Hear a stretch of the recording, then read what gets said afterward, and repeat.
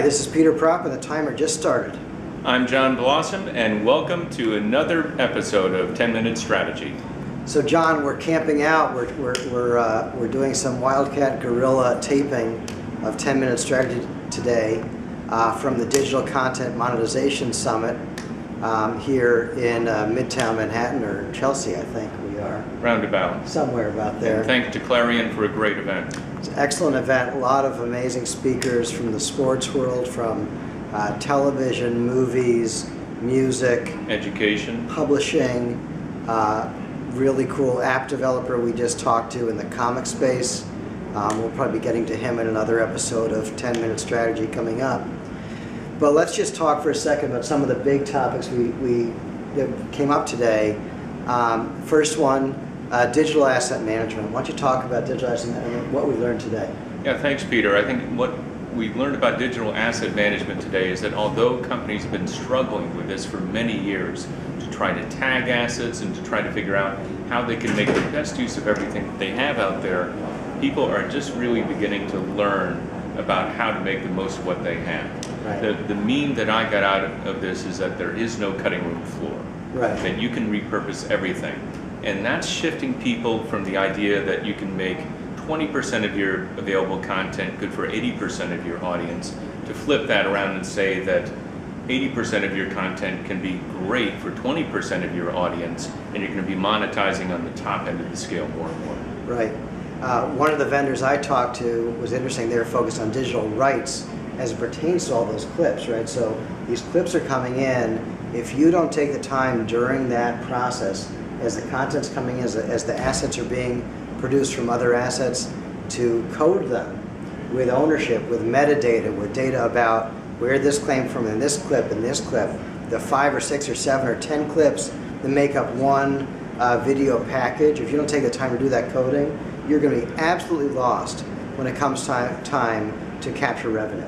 Absolutely, and what some other people were mentioning is that forces them to treat old content like new content. Right. So they have procedures set up for their new catalogs, and they have to run their back catalogs through that same process as if it were new content, identify content rights owners and things of that sort, start from scratch. Right, right. There was another big stream, and I think we can spend some time on this, on multi-device. So how many platforms are you supposed to be on? The leadership from Major League Baseball told us they were on 160 plus mobile phone configurations, which is a remarkable number. It's beyond imagining, frankly. But multi-device is clearly critical. You've got the television, the mobile phone, the computer, the iPad, and let's talk about the tablets. Yeah. We were just in a discussion. We started off saying there's 5 operating systems that we know of. By the end of the discussion, we think we're closer to 10. There may be 10 mobile pad operating system hardware configurations on the market, I would say by the end of first quarter 2011. Right, it's a little bit scary, and yet you listen to these companies talking about it and said, we've got it under control. What they really have are armies of people that are sweating themselves to death to try to hit deadlines on as many platforms as they can, just to keep up with the platforms. Right. And you can outsource that till the cows come home. At some point in time, that's going to hit your market strategy. Right, absolutely. So let's talk a little bit about some of those mobile issues that people are facing, because that was a recent discussion. The idea that major publishers live in this fear of this world, right? Because their whole revenue streams could just be going away. Well, could you talk about that a little bit? Yeah, publishers are definitely worried about it and not well prepared to repurpose their assets in a way that they understand, right. Much less that their sales force understands or their production departments understand. Right. And the thing that we talked about with the comics application people, I think was kind of exemplary. They were talking about the demo app that was put together for the iPad for Wired Magazine. And what did they wind up with? Essentially, was what came out of the standard print production front end. Right.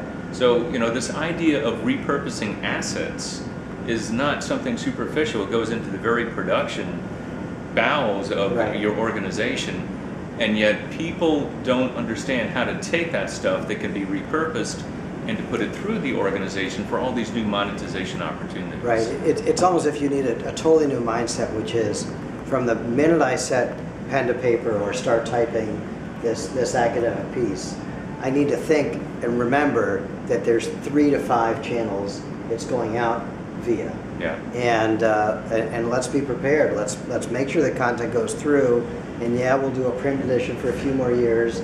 But next is the mobile app on several platforms. Next is whatever the next thing might be. And what jumping off points do I have? Oh, here's a big discussion. This is very interesting.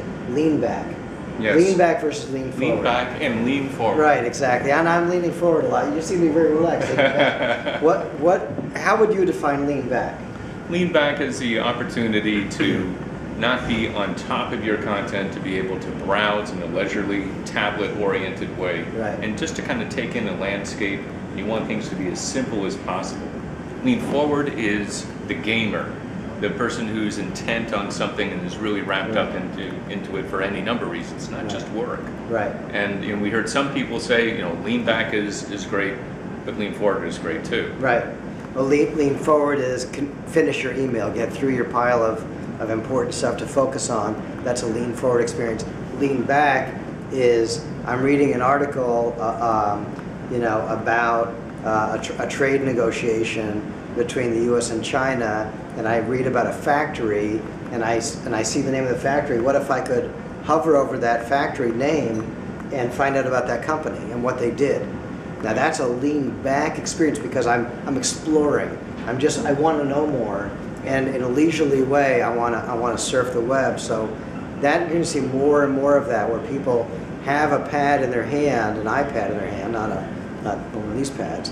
They have an iPad in their hands and they're ready to think about stuff.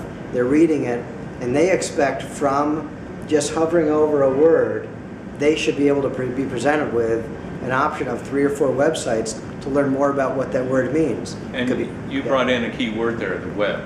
Right. There's a lot of talk about apps, but underlying all this is the fact that the web hasn't gone away. And especially we heard about Apple. We heard a lot about Apple platforms, but not so much Apple as a partner. Right. We heard a lot of complaints about that 30% that Apple's taking, right. And the inability to get the metadata they need to make a lot of these experiences happen. It's very so premium content is not thought of in terms of the web as much these days as apps. But I think some of these cross-platform issues are pushing people more and more inevitably to web-enabled applications. Right, right.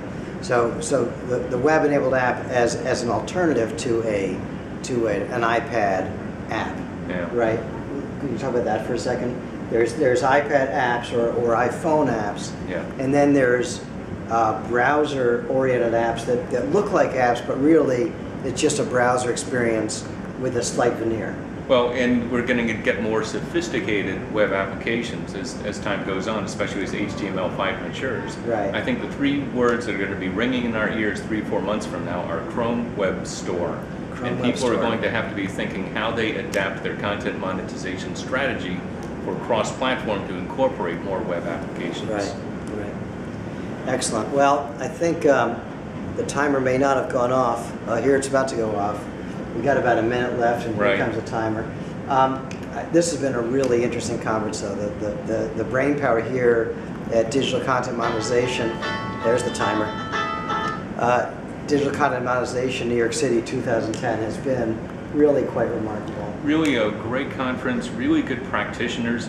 Great to see that people have been wrestling with the down and dirty issues, making progress in sometimes small ways, but thinking outside the box and preparing for the future. I also think, just as a plug for the show, the value that every individual here put on what each other were saying, whether they were a vendor, a supplier, a content maker, there was just a very democratic point of view. Yeah. And I think overall, very good experience. People are trying to figure out how to be successful in this field, and John and I are trying to figure the same thing out as well. And we're ready to help you do it too. Absolutely, we're ready to help. Thank you very much for attending another episode of 10 Minute Strategy. Thanks very much. We'll see you soon. Take care.